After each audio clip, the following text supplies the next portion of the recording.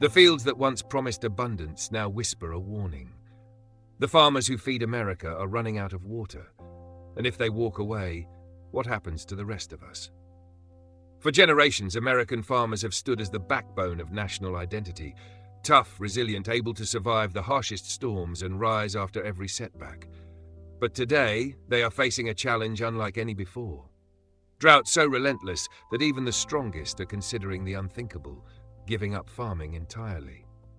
Across the United States, especially in the West and Midwest, farmers are staring into dry wells, cracked soil, and a future where their life's work may no longer be possible.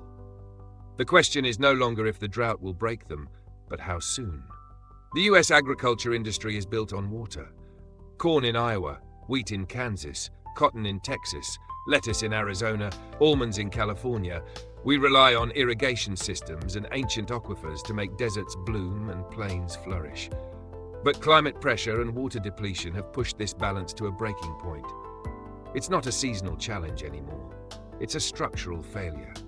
Take California's Central Valley, one of the most productive agricultural regions in the world. It provides over 25% of America's food supply. Yet year after year, farmers fight for dwindling water allocations. Huge orchards, thousands of trees that took years to grow, are being ripped up and left to rot because there is no water to keep them alive. Fields that once yielded fruits and vegetables now sit barren, waiting for rain that may never return. In Arizona, the iconic green fields of Yuma, the winter lettuce capital of the United States, are shrinking. The Colorado River, which once fueled agricultural expansion, is running so low that mandatory cutbacks are forcing farmers to leave land idle. Some are selling their water rights because they no longer believe the river can sustain farming into the future. In Kansas, Oklahoma, and Texas, the Ogallala Aquifer, one of the greatest underground water resources on Earth, is draining rapidly. In certain counties, wells have already run dry completely. There is no backup plan. Once ancient groundwater is gone, it's gone forever. Imagine the emotional toll of watching your life's work literally dry up. For many farmers, this isn't just a job, it's a family legacy. It's land passed down through generations, a heritage rooted in soil and sacrifice. Losing the water means losing identity, losing purpose, losing everything. Financial stress adds another crushing weight. Farming already operates on razor-thin margins. Feed is more expensive. Irrigation costs have skyrocketed. Crop failures mean missed mortgage payments. There are stories of farmers tearing up their fields not because they want to, but because the bank says the losses are unsustainable. Bankruptcy, once rare and deeply stigmatized in rural America, is rising at alarming rates. But the human toll runs deeper: anxiety, depression, and a crisis of hopelessness. Suicide rates among farmers in America are significantly higher than the national average. Some say drought is not just killing crops, it's killing spirits. The domino effect spreads far beyond farms. When farmers can't produce, food supplies shrink, prices rise. The entire American dinner table feels the pressure.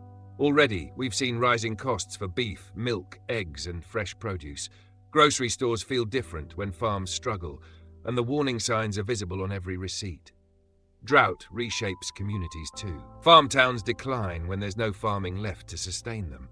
Schools, shops, and local businesses that depend on agriculture start to close. Young people move away, unwilling to inherit a future that looks dry and uncertain. Rural America becomes a ghost of what it once was. Climate scientists say the trend is clear: hotter temperatures, less predictable rainfall, more evaporation, and longer drought cycles. What farmers call once-in-a-lifetime drought now seems to happen every few years. But even when the weather turns, another problem remains: depleted water storage. Aquifers take lifetimes to refill. Reservoirs need wet winters that simply aren't coming. Snowpack, once a reliable natural reservoir in the Rocky Mountains and Sierra Nevada, is shrinking year by year. When snow melts too early or never arrives in full, irrigation water disappears by summer. Farmers are trying to adapt. Some are switching to drought-resistant crops. Others invest in efficient drip irrigation systems that save every drop. Some return to ancient agricultural techniques, cover crops and soil restoration to retain moisture.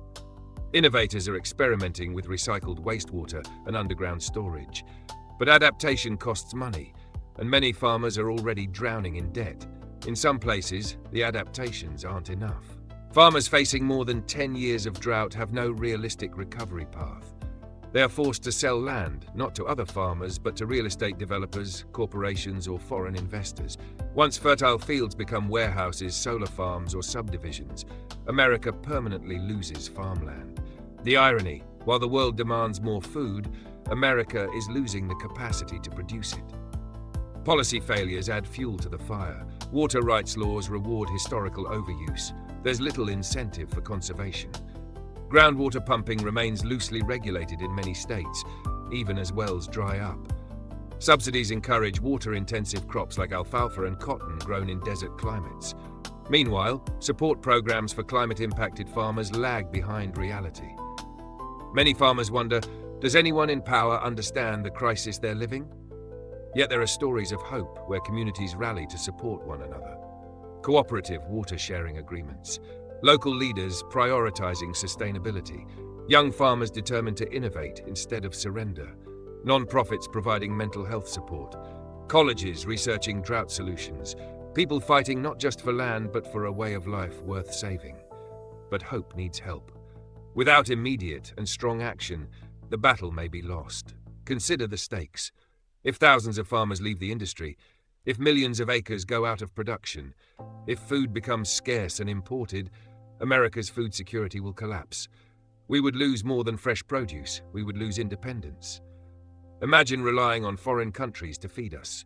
Imagine price spikes making basic meals unaffordable. Imagine losing control of the resource most essential to survival. Farmers are the first line of defense against that future. They are the guardians of food. But right now, they stand on the edge. Some say this crisis is a warning of what will come globally. Conflict over water, migration driven by crop failures, economies reshaped by climate stress. The Dust Bowl of the 1930s sent millions seeking escape. The modern version could affect not just the Great Plains, but the entire US food system. The decisions we make now determine whether farms survive the transition to a hotter world or vanish in the dust. Support must come from every side. Government must strengthen safety nets and fund drought resilience. Scientists must innovate water-smart agriculture. Cities must reduce wasteful water use. Consumers must understand the value behind every meal. And farmers must not be left alone to fight a changing climate. Because when they fail, we all feel it. Stand on a dry field in California or Texas and listen. You will hear fear, determination, and a deep question that haunts American agriculture. How do you keep farming when the water is gone? The answer will define the future, not just for farmers, not just for the West, but for every American who depends on food to survive.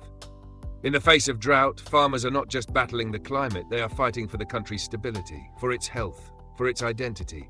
If America wants to remain fed, strong, and self-sufficient, farmers must have a future.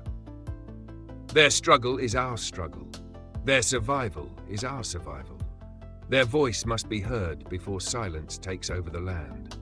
If you believe these stories matter, if you want more people to understand what is truly at stake, subscribe to Crisis Lens, like this video, and share it with others. Together, we can spotlight the crisis before the crops wither beyond return.